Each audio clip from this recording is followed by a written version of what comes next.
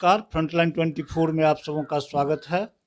अभी हम पहुंचे हैं श्रीपुर हाटी उत्तरी पंचायत में, जहां हमारे साथ हैं इस पंचायत के वर्तमान मुखिया राम कुमार यादव जी, जो मुखिया संघ के अध्यक्ष भी हैं और एक कद्दावर नेता माने जाते हैं।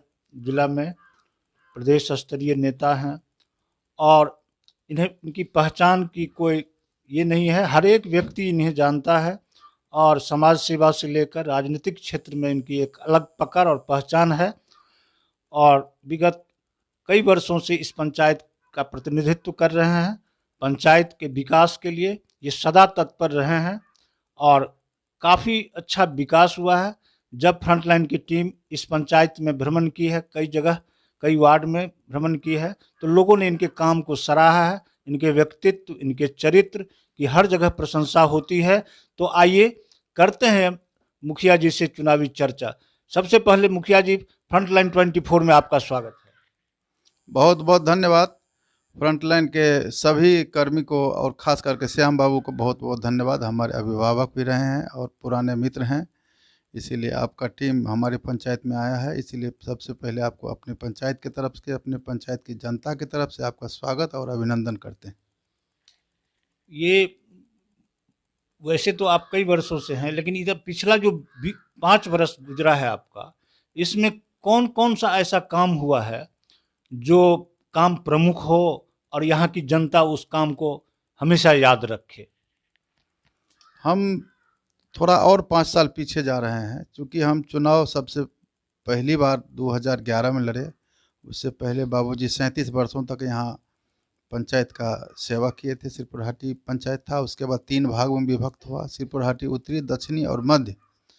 हम जो 11 में जो आए चुनाव लड़के, उस समय मेरे पंचायत में एक बित्ता भी कालीकरण रोड का नहीं हुआ था।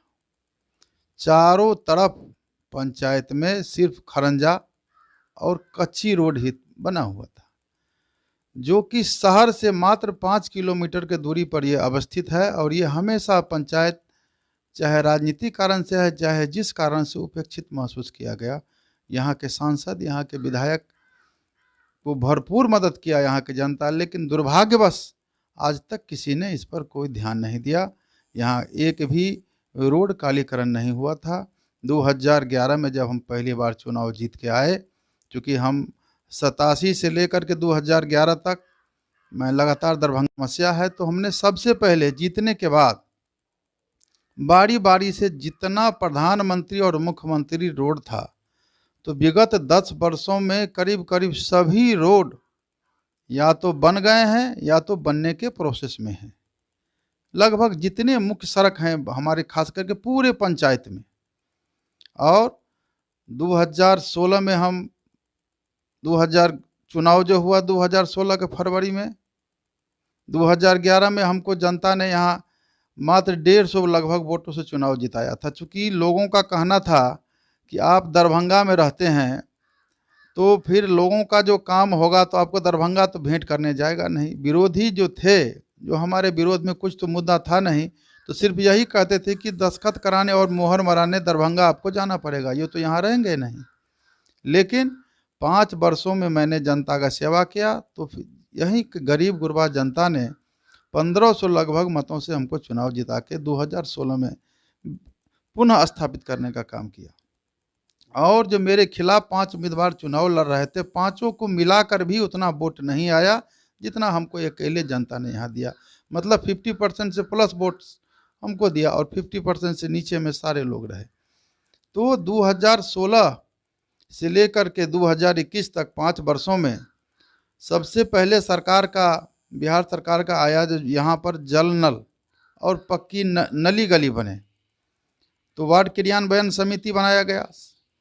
उसके बाद हम लोगों ने, आपको खुशी होगी कि 13 के 13 वार्ड में हमने, जो सरकार का नियम कहता है कि पहले जल नल का काम पूरा हो, तो मैंने 13 के 13 वार्ड में सिर्फ और सिर्फ जल नल का ही काम किया, जो रूल एंड एथिक कहता है।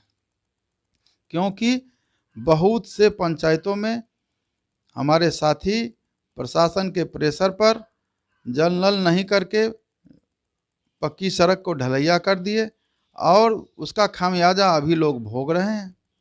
क्योंकि जल नल का काम हर हालत में पूरा करना है। तो जल नल हमारे यहाँ पूर्ण हो गया 13 के 13 वार्डों में। लेकिन सरकार कहा था कि जल नल पूरा होने के बाद गली नली करना है, लेकिन अफसोस के साथ कहना पड़ रहा है कि गली नली में हमको जितना पैसा आना चाहिए उतना पैसा सरकार मुहैया नहीं कराई है, सिर्फ और सिर्फ जल नल पर फोकस कर रही है। आपके माध्यम से, आपके चैनल के माध्यम से हम सरकार से गुहार लगाते हैं कि कम से कम जो नियम को फॉलो किया उस पर भी ध्यान दें, जो गलत काम नहीं किया उस पर भी ध्यान दें। और गली नली का पैसा जिस पंचायत में, तेतरहा गांव ऐसा था जो आज़ादी के बाद शहर से 3 किलोमीटर पर अवस्थित, आज तक बिजली लगे ही नहीं। बहुत बड़े बड़े विधायक, बहुत बड़े बड़े मंत्री के कोरी आश्वासन के बावजूद भी तेतरहा गांव में बिजली की आपूर्ति नहीं हो सकी। लेकिन आपके माध्यम से मैं कहना चाहता हूं कि मैं माननीय पूर्व मंत्री विजेंद्र प्रसाद यादव से मिलके, उनसे लेकर के, उनसे मिल करके, उनको पत्र दे करके आवंटन करवाया और तेतरहा गांव में आज घर घर बिजली लग गया। और मोहनपुर में भी जो जर्जर तार था उसको भी बदल के वायरिंग, केबल वायरिंग हो गया, जिससे बिजली की समस्या लगभग ख़त्म है। अब एक ही समस्या है बिजली में, क्या कि ट्रांसफार्मर की संख्याओं को कम किया गया है। इससे होता है क्या, तो हमारे यहाँ जल नल की जो आपूर्ति हो रही है उसको पूरा वोल्टेज चाहिए, तो ट्रांसफार्मर कम रहने की वजह से वोल्टेज पूरा नहीं मिलता है और वोल्टेज फ्लैक्चुएट करने से बराबर कभी मोटर जल जाता है, कभी स्टार्टर जल जाता है। तो ये मूल समस्या है मेरे यहाँ, नंबर 1। नंबर 2, स्वास्थ्य पर हम कहना चाहते हैं कि 2007 में मेरे पंचायत में मोहनपुर और तेतरहा में 2 स्वास्थ्य उपकेंद्र बना, लेकिन दुख के साथ कहना पड़ रहा है कि 2007 से अभी तक लगभग 14 वर्षों में भी वो बन के तैयार नहीं हुआ, अर्धनिर्मित अवस्था में पड़ा हुआ है। तो आपके माध्यम से हम सरकार से मांग करते हैं कि जो भी दोषी अधिकारी पदाधिकारी हैं उनको दंडित करें और अविलंब स्वास्थ्य केंद्र को सुदृढ़ करके उसको चालू करें, जिससे आम आवाम को दिक्कतों का सामना नहीं करना पड़े। शिक्षा और स्वास्थ्य के जो अहम है किसी समाज के विकास के लिए, देश और प्रदेश के विकास के लिए, उसके दिशा में स्वास्थ्य के संबंध में तो आपने कह दिया कि जो समस्या है, 2 स्वास्थ्य केंद्र खुला लेकिन बन नहीं पाया, अभी तक शुरू हुआ लेकिन बन नहीं पाया। शिक्षा की क्या स्थिति है आपकी पंचायत में? शिक्षा का स्थिति क्या कहें, शिक्षा का स्थिति पूरे बिहार में ही चौपट है। बद से बदतर हो गया शिक्षा का स्थिति विगत 15 वर्षों में। जो 15 वर्षों में बच्चा मेच्योर्ड हो जाता है, जवान हो जाता है, अब विगत 15 वर्ष में स्वास्थ्य और शिक्षा बिहार में चौपट है। सिर्फ स्कूल में बच्चे जाते हैं, भर दिन शिक्षक सब खाना बनाने में ही और मिड डे के ही भोजन पकाने और पकवाने में रह जाते हैं और शिक्षा पर कोई ध्यान नहीं दिया जाता है। जब तक पूरे बिहार में वार्ड काउंसिलर से लेकर के और सांसद तक का लड़का सरकारी स्कूल में नहीं पढ़ेगा, मेरा मानना है कि तब तक शिक्षा की व्यवस्था अच्छी नहीं हो सकती। और जितना अफसर हैं खास करके बिहार में, वो अपने अपने बच्चे को सरकारी स्कूलों में पढ़ाना शुरू कर दें, स्वतः शिक्षा व्यवस्था ठीक हो जाएगी। आप मुखिया संघ के अध्यक्ष भी हैं, यहाँ 26 पंचायत है आपके प्रखंड में। सबों की जब अपने पंचायत के साथ साथ कमोबेश सबों की जवाबदेही आपके ऊपर है। कल भी आप लोगों ने मीटिंग की है, अति महत्वपूर्ण मीटिंग की है, और वहाँ भी बहुत सारी समस्याएं थी जिसके निदान के लिए आपने प्रयास किया है। अब आप ये बताइए कि पंचायत स्तर पर युवा और महिलाओं की संख्या सबसे अधिक होती है। युवा के सामने कुछ दिख नहीं रहा है, रोजगार के लिए वो भटक रहे हैं। महिलाएं घर में कैद होकर रह रही हैं, वह भी काफ़ी परेशानी में हैं। आप विगत 10 वर्षों से मुखिया हैं और नेता भी हैं आप, तो मैंने अगर फिर से आपको जनता चुन लेती है तो युवा वर्ग के लिए और महिलाओं के उत्थान और रोजगार के लिए आपके अंदर कोई कार्य योजना है? बिहार में सबसे बड़ी बात है कि औद्योगिक व्यवस्था चौपट हो गया। जितने कल कारखाने थे सभी बंद हो गए।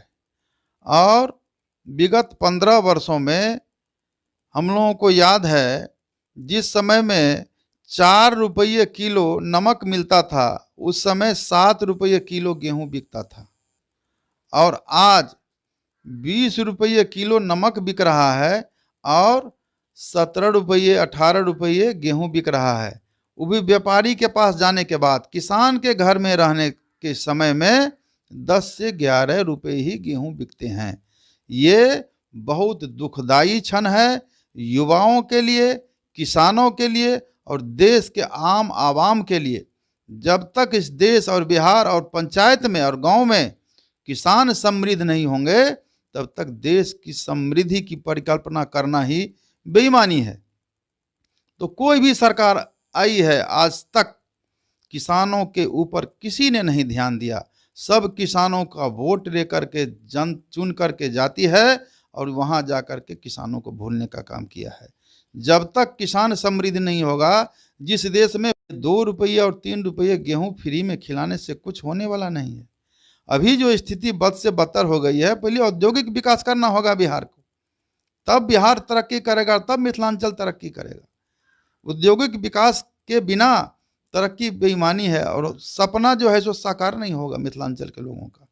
नंबर 1। नंबर 2, महिलाओं की जहाँ तक बात है, तो बिहार सरकार ने ठीक है महिलाओं को आरक्षण दिया, स्वागत योग्य कदम है, देना भी चाहिए। लेकिन 2 रुपये किलो 3 रुपये चावल दे रहे हैं, आज उनको और निठल्ला कर रहे हैं, मूल समस्या से ध्यान भटका रहे हैं।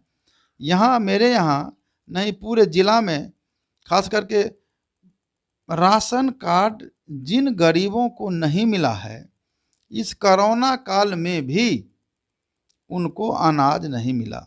सरकार ने कहा कि 5 किलो का पैसा लगेगा और 5 किलो हम फ्री में देंगे, लेकिन खेद के साथ कहना पड़ रहा है कि जिन गरीबों के पास राशन कार्ड नहीं है और वो सही में पात्र हैं, उसको फ्री में भी 1 किलो, कौन कहता है, 1 कनमा नहीं मिला। और हम लोग बहुत प्रयास कर रहे हैं, राशन कार्ड के लिए अप्लाई किया गया, लेकिन आज के डेट में भी राशन कार्ड अभी तक उनको उपलब्ध नहीं कराया गया है। आपके चैनल के माध्यम से हम मांग करते हैं मंडल पदाधिकारी महोदय से, जो अविलंब राशन कार्ड गरीबों को मुहैया कराया जाए, जिससे इस कोरोना काल में, इस बेरोजगारी की समस्या में उनको जो सरकार मुहैया करा रही है 5 किलो और 10 किलो अनाज, उनको मिल सके। सबसे बड़ी समस्या है अभी हम लोगों के यहाँ पंचायत में चूंकि जुड़े हैं, तो पंचायत के लेवल में 2-3 मुद्दा हम आपको बता रहे हैं। कबीर अंत्येष्टि योजना, कफन का पैसा जिसको बोलते हैं, तो बहुत से पंचायत में मात्र अभी तक 50,000 रुपया ही सरकार की ओर से आवंटन मिला है। तो 50,000 का मतलब हो गया 15 या 45, 16 आदमी को अगर मरते हैं तो 16 आदमी का ही पैसा अभी तक मिला है। बहुत से, कुछ में थोड़ा सा ज़्यादा भी मिला कुछ पंचायतों में।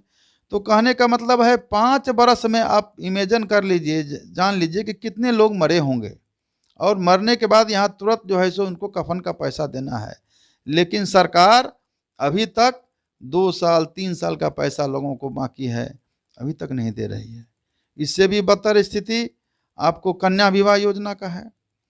5,000 रुपया था, उसको 10,000 सरकार ने कर दिया, लेकिन 2011 से लेकर अभी तक उसका भी आवंटन नहीं मिल रहा है, वो भी लंबित है लोगों का 2011 से। विगत 10 वर्षों में वही हाल पारिवारिक लाभ का भी है। तो वैसे योजना को बंद करे, क्योंकि शहर जमीन पे हम लोग हैं तो हम लोगों को परेशानी होती है, हम लोगों को परेशानी बढ़ती है। इसीलिए जिस योजना में पैसा नहीं है उसको बंद करे। जनप्रतिनिधि का जहां तक सवाल है, जो हम लोग नीचे स्तर के जनप्रतिनिधि हैं, 2011 और 2016 सत्र का भी 1.5 साल का मानदेय का पैसा अभी तक बाकी है, और इस सत्र में भी लगभग 2 साल का पैसा बाकी है। तो ये स्थिति है सरकार की। और जनता 1 वोट एमएलए को भी देता है, 1 वोट एमपी को भी देता है, और 1 वोट मुखिया और वार्ड सदस्य को भी देता है। लेकिन पंचायत स्तर के जो जनप्रतिनिधि हैं उससे बहुत ज़्यादा अपेक्षा रखते हैं जनता सब। और कोई भी समस्या होता है तो सीधे पंचायत में, पंचायत के मुखिया जी के पास, वार्ड सदस्य के पास आते हैं, जो ये हमारे समस्या का समाधान कर देंगे। क्योंकि पटना दिल्ली तो जा नहीं पाएंगे, और एमपी एमएलए साहब को उतना फुर्सत नहीं है कि रूबरू जनता से होते रहेंगे। ये आम आवाम की जनरल समस्या है, उसे हम लोगों को झेलना पड़ता है और हम लोगों को सड़क से लेकर संसद तक सिर्फ बदनामी ही बदनामी होती है। तो आपके माध्यम से हम गुजारिश करेंगे और सावन के महीने में तमाम अपने पंचायत नहीं पूरे प्रखंड और जिलावासी और मिथिलांचल के लोगों को सावन के पवित्र मास में सबको हार्दिक अभिनंदन स्वागत करते हैं। और कोरोना काल में कोरोना गाइडलाइन का पालन करें, भोज और भीड़ से बचें, क्योंकि ये कोरोना जाने वाला नहीं है, लगातार जारी है। दूसरा लहर, पहला लहर, दूसरा लहर, अब तीसरा लहर आने वाला है। इसीलिए आपके माध्यम से हम कहना चाहेंगे कि जहाँ भीड़ भड़का हो उसमें मास्क लगावें, सोशल डिस्टेंस का पालन करें और जितना कम से कम हो सके घरों से बाहर निकलें। आपके पंचायत में कितने वार्ड हैं और कितने मतदाता हैं? मेरे पंचायत में 13 वार्ड हैं और 7285 मतदाता हैं। धन्यवाद। देखते रहें फ्रंटलाइन 24। अभी हमारे साथ थे इस पंचायत के मुखिया राम कुमार यादव जी, जो काफ़ी सुलझे हुए व्यक्ति हैं। इन्होंने बेबाकी से अपनी बात रखी है। सरकार की जो कमी है, धरातल पर जो योजना नहीं उतर पा रही हैं, जनता में जो आक्रोश है, सारी बातों को इन्होंने विस्तार से बतलाया है और चर्चा की है इन्होंने। अब चुनाव का शंखनाद होने ही वाला है, पंचायत चुनाव है। इन्होंने अपने जनता से, मतदाता मालिकों से अपील किया है कि कोरोना काल में आप संयमित रहें और 2 गज दूरी बना के रखें, अब घरों से कम निकलें। साथ ही इन्होंने कहा है कि हमने